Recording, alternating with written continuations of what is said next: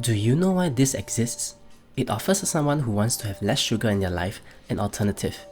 It has no sugar, big caveat there, but tastes 90% like a classic Pepsi.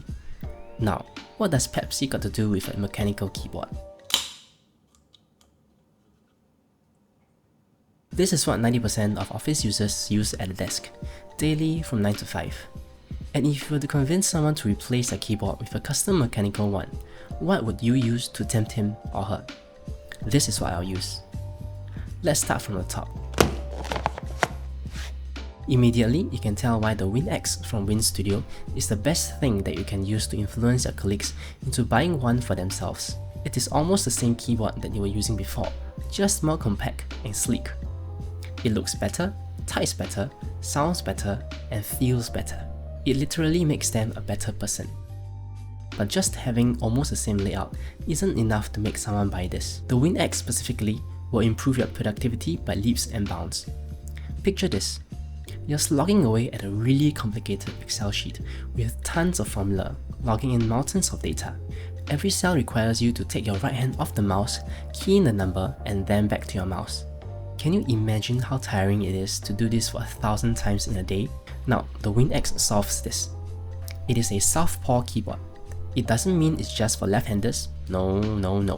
It is a keyboard where the numpad is on the left. Now, you don't have to lift your right hand anymore. Click on the right and type on the left. Genius. Forget your colleagues. Recommend this to your boss. But wait, there's more. No one likes a noisy typist. Well, unless you're the one being noisy. And how loud a keyboard sounds largely depends on the switch used. Quick recap, there's 3 types of switches: tactiles, linears, and clickies. If you want to keep a job, I suggest you use linears. Tactiles are loud, but clickies are the absolute worst. I hate them so much that I can't even show you a sample because I don't have any. Seriously. But you don't want the linear switch to be quiet and lack feedback completely. Silent switches are a good example of this. They have this little rubber thingy that mushes keystrokes to mute them. Typing feels very mushy, like a pair of boots sloshing around in the mud after rain.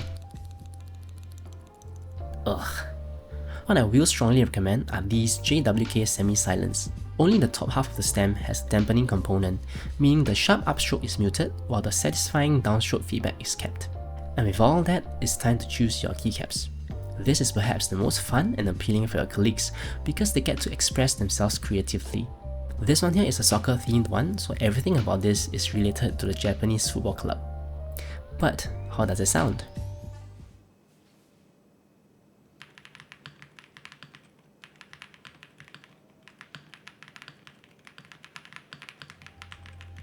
Would you recommend this to your colleague?